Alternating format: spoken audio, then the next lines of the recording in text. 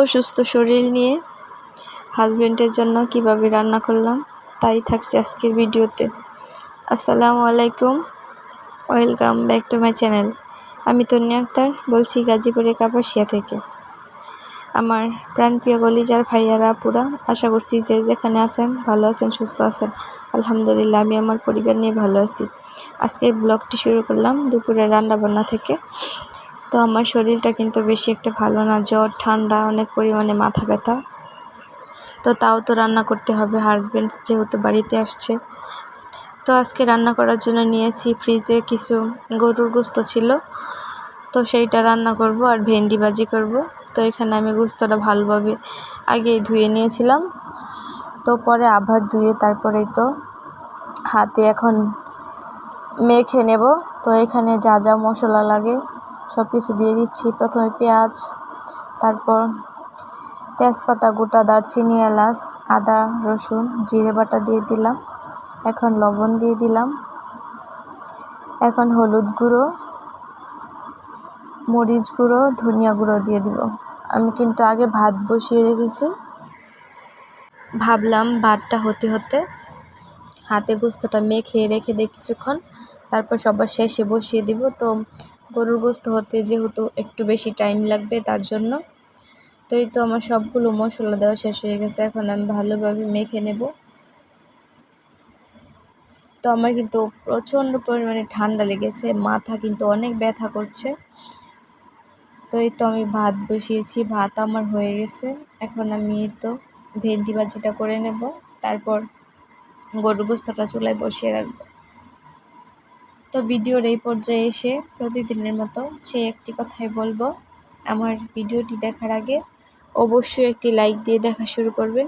আর দেখতে দেখতে যদি কোনো অংশে ভালো লেগে যায় তাহলে অবশ্যই চ্যানেলটিকে সাবস্ক্রাইব করে দিয়ে আমার পাশে থেকে যাবেন। আর পাশে থাকা বেল বাটনটিকে অল ক্লিক করে দিবেন, তখন আমি ভিডিও ছাড়া মাত্র আপনাদের কাছে পৌঁছে যাবে। আর যারা যারা অলরেডি এই কাজটি করে দিয়েছেন তাদেরকে অসংখ্য অসংখ্য ধন্যবাদ। তো এই যে আমি ভাজিটা বসানোর জন্য এখানে পেঁয়াজ আর কাঁচামরিচ তেলে দিয়ে তারপর সাথে লবণ দিয়ে দিলাম, একটু ভেজে তারপর ভেন্ডিটাও দিয়ে দিলাম। তো ভেন্ডি ভাজি কিন্তু গরম ভাত দিয়ে খেতে অনেক ভালো লাগে, বিশেষ করে ঝোল রান্না করলেও কিন্তু খেতে অনেক ভালো লাগে। তো ভাবলাম যেহেতু ঈদ চলেই আসছে, তো অল্প পরিমাণ কিছু গোস্ত ছিল, তো রান্না করে খেয়ে নেই। আমার হাজবেন্ডও যখন বাড়িতে এসেছে তো রান্না করে মেয়ের জন্য আবার পাঠিয়ে দিয়েছিলাম। কোনো জিনিস রান্না করলে তো আর একা খাই না, সবাই মিলেমিশেই খাওয়ার চেষ্টা করি।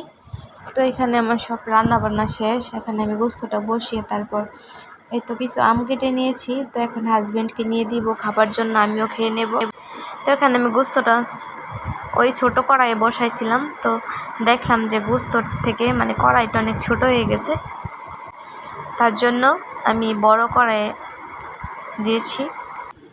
গোস্তটা কষানো হয়ে গেছে, আমি সাথে কিন্তু কিছু পরিমাণ আলুও দিয়েছি, কারণ বাচ্চারা আলু খেতে অনেক পছন্দ করে তার জন্য। তো আমি গোস্তটাকে কিন্তু ভালোভাবে কষিয়ে নেব। তো ক্যামেরাতে কিন্তু দেখা যাচ্ছে কালার হয়নি, কিন্তু অনেক কালার হয়েছিল সুন্দর। তো আমি কিন্তু কোনো সময় কড়াইয়ে রান্না করি না, আজকেই মানে আরও একদিন রান্না করেছিলাম, কিন্তু ভাবলাম আজকেও কড়াই রান্না করি। আমার কাছে গোস্ত পাতিলাই রান্না করতে বেশি ভালো লাগে, গরুর গোস্ত বিশেষ করে। তো এই যে এখানে আমি ভালোভাবে কষিয়ে নিয়েছি, এখন পরিমাণ মতো ঝোল দিয়ে দিলাম। তো আমি কিন্তু গোস্তটাকে কষানোর মধ্যে ভালোভাবে সিদ্ধ করে নিয়েছি, অল্প অল্প জাল দিয়েছি, যার কারণে ভালো করে সিদ্ধ হয়ে গেছে। এই যে এখন আমি ভালোভাবে ঢাকা দিয়ে দেব। তো আমার আপুরা ভাইয়ারা, আপনাদের ভিডিওতে আমি সেরকমভাবে যেতে পারছি না, শরীরটা ভালো না, তার জন্য ভিডিও ছাড়ি না, ভালো লাগে না, ইচ্ছাই করে না। ভিডিও ঠিকই মোবাইলে করে রাখা হয়, কিন্তু এডিট করে ছাড়তে মন চায় না। তো এই তো গোস্তটা হয়ে গেছে, এখন আমি কুকারে নামিয়ে নিয়েছি, কারণ আবার যখন খাবো তখন কুকারে গরম করে খাওয়া যাবে তার জন্য। তো আমার আজকের ভিডিওটি আপনাদের কাছে সব মিলিয়ে কীরকম লেগেছে অবশ্যই কমেন্ট করে জানাবেন। তো বিকালে একটু ছাদে উঠলাম, ছাদে কিন্তু জাম পেকেছে অনেক। তো কার কার এলাকায় জাম আছে আর পেকেছে কমেন্টে জানাবেন। তো আমার আজকের ভিডিওটি আপনাদের কাছে কীরকম লেগেছে অবশ্যই কমেন্টে জানাতে ভুলবেন না। আর যদি ভালো লেগে থাকে তাহলে অবশ্যই বেশি বেশি লাইক, কমেন্ট, শেয়ার, সাবস্ক্রাইব করতে ভুলবেন না। সবাই ভালো থাকবেন, সুস্থ থাকবেন। দেখা হবে নতুন ভিডিওতে। আল্লাহ হাফেজ।